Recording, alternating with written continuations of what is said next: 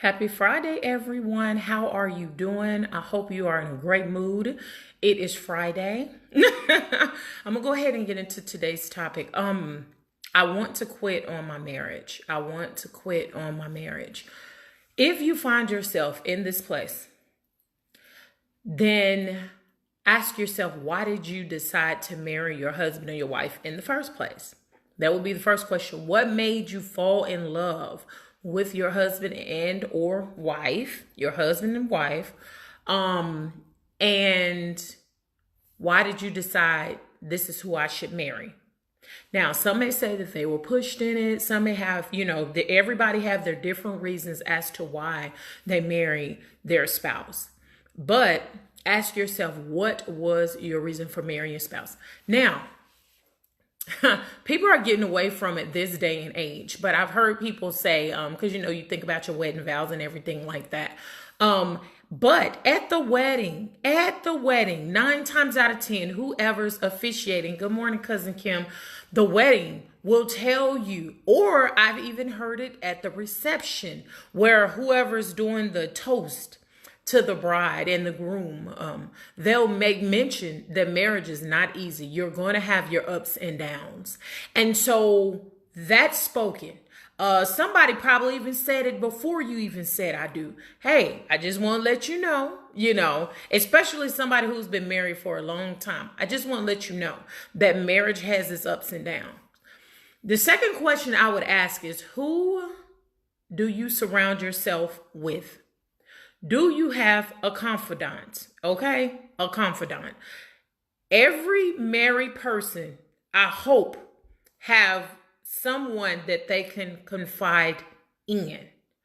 I know most people say, well, this is dangerous or whatever, but I sit and think the times that I wanted to quit on my marriage, and just being honest, because you have those thoughts. I'm sure everybody had those. I've not met one person that you've been married and through the duration, you've never said, now you might have said, we said we're not going to get a divorce. Once we get married, then that's it. But I'm sure there's have been thoughts, you know what, this is too much, especially when you get to arguing. It doesn't seem beneficial. You want to leave. You know what I'm saying? I set up and I reflect and I think back, because one of the things that I did when I wanted to quit on my marriage is I went into prayer. Every time I went into prayer, God is in me. I was raised in the church. And so I would pray and I would say, God, if this is your will for me to no longer be with, my husband, please let me know, make it plain. I want to make sure that I'm not operating out of your will. Because see, let me have a little caveat right here. We do not seek God and we jump into the marriage. We may do all the things. We may go to church. Oh yeah, we're both going to church, make it look all cute. We may even go get some counseling from the pastor, some pastoral counseling. But you doing all the things, you making it look right. But did you actually seek the face of God of whether or not you should have got married? I hear people all the time say, number one, especially in my age group right now, you just don't understand, Shan. I want to be married because I want to have a baby and my biological clock is ticking. I hear people say that, mainly females, of course. I hear people say, well, Shan, you just don't understand. I'm getting lonely, so I just want to have a companion. You have people that get married for those reasons, but you need to ask yourself, I would encourage you beyond that. Once you do get married, what would that look like?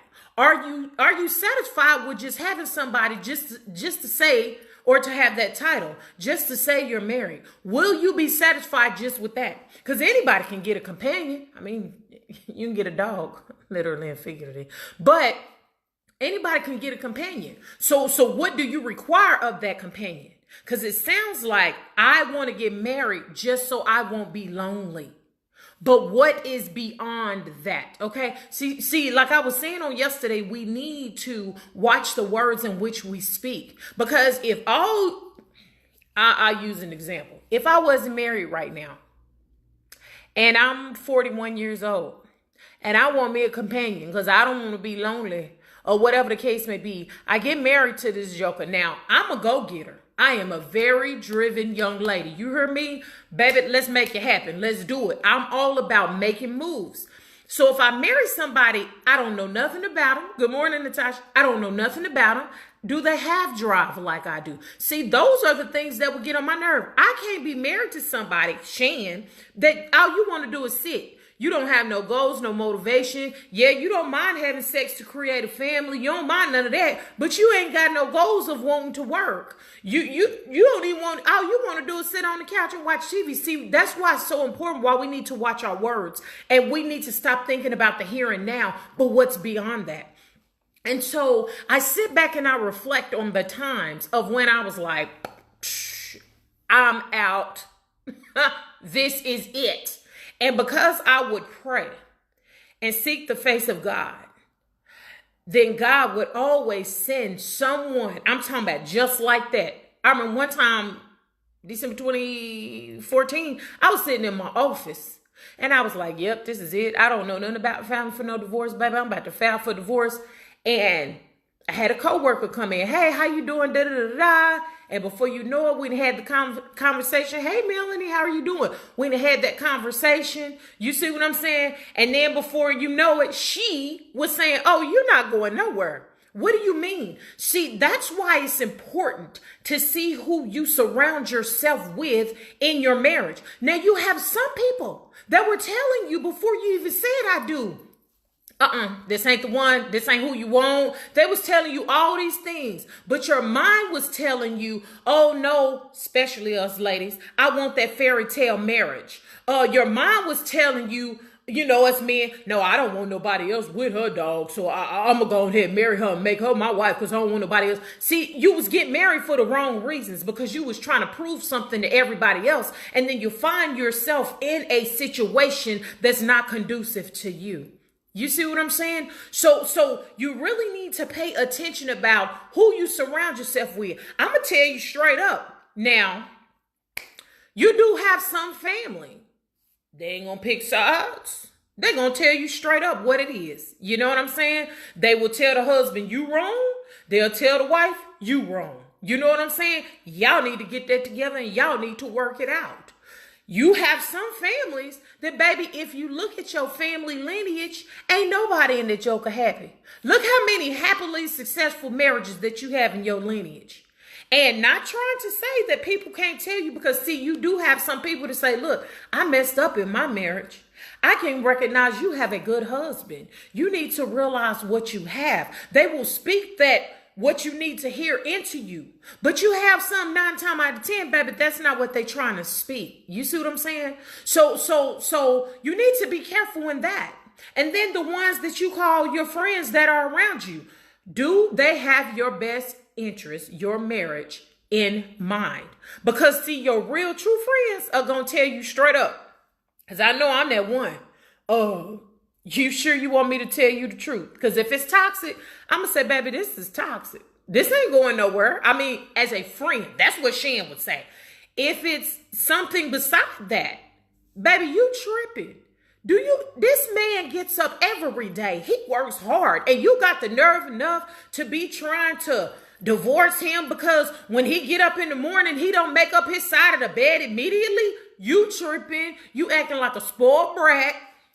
That's just how I am. Do you have and surround yourself with people that are going to tell you the truth? Not out of their pain, not out of their hurt that they went through, but they're going to tell you the truth for the sake of your happiness. Now, when you got those mature folks, mature, whether it be family or friends, they may say, okay, let me go pray about this. You know what I'm saying? Because they know that you trust. They trust what you are saying. I'm not going to sit up here and even lie to you and say in 20 years, and anybody that's been married on here beyond 15 years, maybe even 10, 5, well, I'll probably say, yep, there are a couple of times I thought about getting a divorce. There are situations in which the word of God even says that divorce, here you go. You know, we know God hates divorce, but we also know that provisions were made for divorce. And so even yourself, you know the marriage was toxic. You knew that it wasn't gonna make it going in. Do you see what I'm saying? You see, we fall in love with the idea, and I say this all the time. We fall in love with the idea of marriage, but don't nobody really truly want that responsibility. That's gonna be me and my husband's radio shows coming up. We're gonna start with the husbands on one show, then the next show is gonna be the wives. Wives, we want that ring on our finger. Oh, we want them to propose so we can put it on social media. We want to go plan this big lavish marriage and we don't have the money. Okay, baby, let me tell you what I know about God. Let me share something. When I pray to God, I don't care if it's for a job. Hey, Alexander. I don't care if it's for a job. I don't care if the transmission or the engine is acting up in the vehicle. And God, I do not want another car note. I don't care if it's, God, do you really want me to go to grad school? You really want me to be a counselor? My prayer is always being, God, open up the door.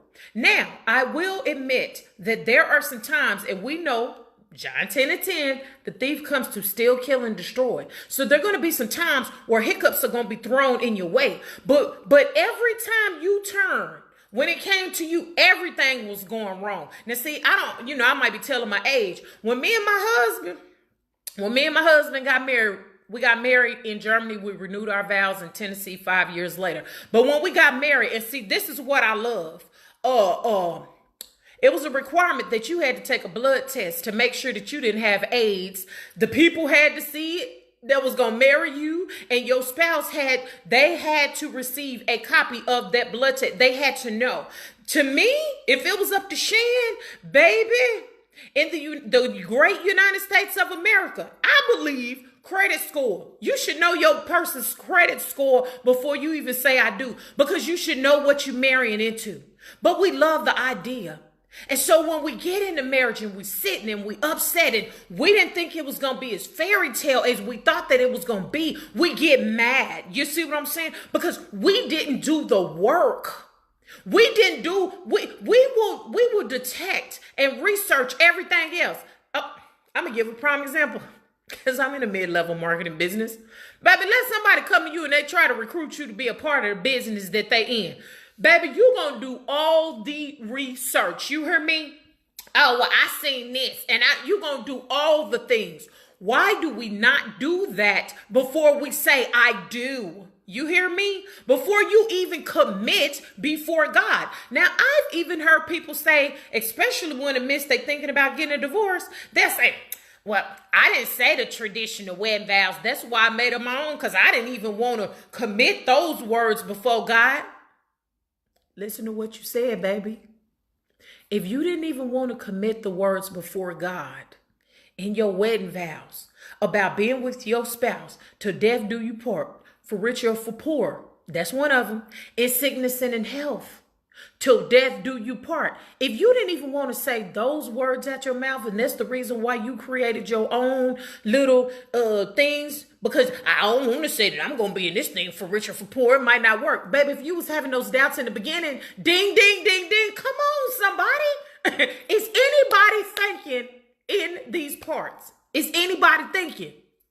If you think back, even for those who are divorced, and I always talk about that, I'm not going to speak from a divorce perspective because I don't speak on things that I've never been through.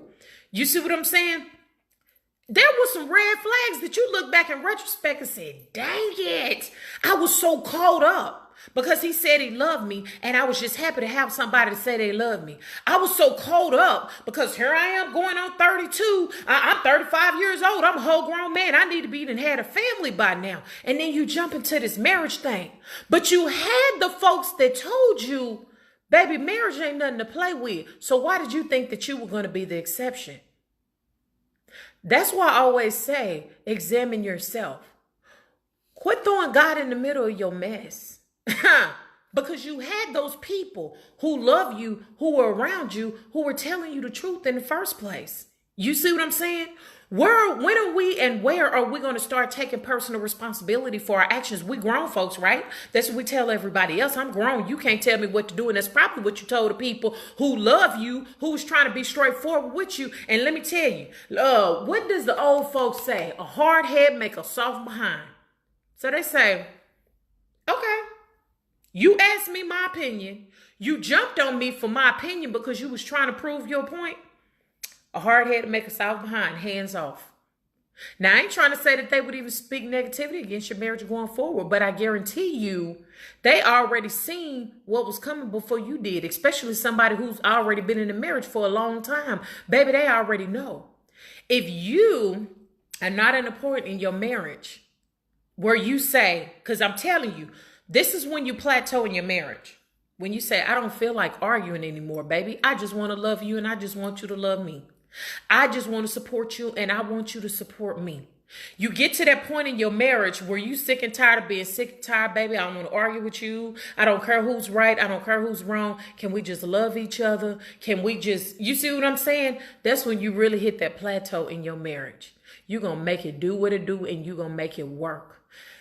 Me and Mr. King, but at that point, probably about 5 years ago, we hit 15 years. We was like, because if you talk to most women, I ain't trying to get a secret away with, but they like, I've heard women say this, been married a long time. I'm not trying to train nobody else. Nope. And I've heard women say, I'd rather just be lonely if me and my spouse got a divorce. I don't even want to start all the way over. I'm good. I tried it. Whatever the case may be. But if you are in a place where you say, I want to quit on my marriage, and it's not in a negative way, because I've said it at least 3 times.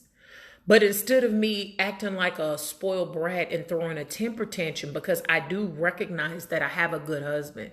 I do recognize he's a provider. That man ain't lazy and he's not ever out there making excuses. That's what irritates me, when you always got somebody that's making an excuse. You a grown person. Stop making excuses and be grown up. You was grown up when you walked your tail down that aisle or whatever. I digress. Anyway, so back to what I was saying. You get to the point where sometimes, especially in those downs, you're going to have your ups and downs in marriage where you say, you know what, I can't take this anymore. There are people who have threw in the towel because you knew your whole marriage that your marriage was toxic. You knew that. You knew that going in, but you had to prove yourself to the ones who said that you wasn't going to make it because they could see it. And these are the people who love you, you know what I'm saying, and want the best for you. But I encourage you, if you find yourself in this place right now, pray to God and ask God if he desires. You ain't got to be going out and see, this is where people mess up. Go and talk to people who are mature. Quit trying to talk to everybody and make your spouse look bad. That irritates my soul like none other. You see what I'm saying? Because when you out here in these streets and you talking crap about your spouse, that is not true. Now, I ain't talking about, you know what I'm saying? But even if it is true, talk to people you can trust. You know what I'm saying? Because you got a lot of people that want you to make it in the first place. Talk to ones who you can trust. But see, what I'm finding out is, remember on yesterday's video, I was talking about the inner little child. See, we no longer become grown adults who can talk about this rationally. I wouldn't mind if my husband felt, I'm done with this marriage. I wouldn't mind him going to talk. I already know who he would go and talk to. His best friend. I would not even mind that because I know his best friend loved the both of us. You know what I'm saying? He knows I have a confidant. Do you have a confidant? One that will keep your business. No, let me say it like this. One that will pray for you in your situation. 2, they will keep your business. You know what I'm saying? 3, if they feel like they need to talk to somebody, they're going to talk to somebody else who can probably pray about that situation. But you can tell them the things that are going on from both sides, not just from your spouse side. Yeah, I did this, he did that, without judgment. That is a confidant. See, we don't have those anymore because what we do in the husbands, if I can holler at you, you don't want nobody else to know what's going on in your marriage because I'm the head of the house and it's going to look like that I ain't taking care of my business. Well, sir, you're not. You're not. That's the thing. It's the truth. So I'm going to need you to take that thing called pride off and throw it somewhere. Because see, we allow pride to get in the way and you'll set up and say, I've heard people say this. She ain't going to find nobody else. She ain't going to find nobody better than me. Those are the words that you create out your mouth because you don't want it to. You want her to have to run back to you with your prideful behind. But see, you allowed your pride to get in the way, and then you let your good thing go. And then your good thing, once she worked on herself and she start healing, and this is vice versa, because this can happen both ways, and start healing, your good thing end up married to somebody else. And all you got is your pride. You no longer have that ring on your finger. Who am I talking to on this morning? So ask yourself, number one, have you prayed and sought the face of God before you make your final decision? Number two, do you feel like you've tried everything that you can? You know what I'm saying? Number three, was it toxic going in the marriage in the first place? Okay, you already know that this female wasn't worth nothing. You know she trifling, because when you praying and you having a relationship with God, because this is how I pray. Because some people, you might not even know how to pray. You may not was even raised in the church, and I'm not saying what I do is perfect. But when I pray, especially when I got that feeling that we have, that discernment, something don't feel right, I say, God, whatever it is that I am feeling that does not feel right, God, I pray right now that you make it plain, God. That you allow somebody to speak what it is, the individual to speak out their own mouths. Baby, I be specific about my prayer. Just like when you be trying to be specific about praying for a man, ladies, you need to be specific even before you go into marriage. God, if this is the person that you have for me, baby, I'm telling you, I was so hesitant before I got married, because I know for me, once I got married, I wanted that to be it. That was, I wanted a family. Hey, Erica, I wanted that to be it. Did you even really pray? Number one, pray. Number two, listen. Okay, number one, pray. Number two, listen. God, is this what you have for me? Because if you do, God, if this is for me and this is your will for me, this is who you created for me, God, please make everything go good. Have every door open. Dear God, don't let it be any obstacle. That's via a job. That's spending money on the next, if you're going to get another house, if you're going to get another car, God, open up every door so I don't have to resist, and I know, God, is you. But God, if I have to resist, and then it came back and said something wrong with my blood work, and then it came back in Germany and said that the courthouse lost this paperwork, and then it came back and said, well, we can't marry you on this day, pick another day, and then I picked another day, and then we can't marry on that day. It's so many. Then, baby, you might want to wake up, especially, good morning, Katina, when you've been praying and seeking God's face. That may not be God's will for your life. But see, we don't operate in God. We operate in flesh, because I want that marriage. We operate in our marriage and being a spoiled brat, because you're not acting like what I'm used to. Okay, now me and my husband, I'll be honest, had a whole conversation yesterday, and that'll be an upcoming radio show topic as well. Getting back to the beginning, because when you've been married for a while, people get comfortable in marriage. And then the things that you used to do when you first got married, you're not doing no more, because some people in their mindset say, I got them. I don't even have to work hard. Just like the old folks say, whatever you had to do to get them is what you need to do to keep them. Get out of we've been married for 25, 30 years. She ain't going nowhere. Oh, he know what he got over here. He ain't leaving me. Baby, you better watch your cockiness. You better watch your pride. I'm telling you, because you speaking destruction over your marriage, and then you sitting up here wondering right now as you listen to this video, why am I going through this? I don't understand. You better sit up and reflect of those words. What was the words that I may have said? Did I say anything in pride or cockiness? Oh my God, why am I going through this? Because we weren't going through this before. What did you create with your mouth? So I'm going to go ahead and I'm going to end this video on today. But if you want to quit on your marriage, you need to think, and I encourage you to get before God. Now, if you already know it wasn't even worth it in the first place for you to get married, and you got married out of self, God didn't direct you and tell you and lead you and guide you. You didn't see a light, a glimpse at the end of the tunnel, or nothing. Baby, you already know the answer. You see what I'm saying? Because you married out of flesh and you wanted it to look good. And I'm not condemning you, because everybody makes mistakes. And I do say this, yes, God hates divorce, but if you continue to read in the word, that's why 2 Timothy 2:15 says, study to show thyself approved, rightly dividing the word of truth. A lot of people are letting people beat them up about God hates divorce, which he do, but he also made provision for it.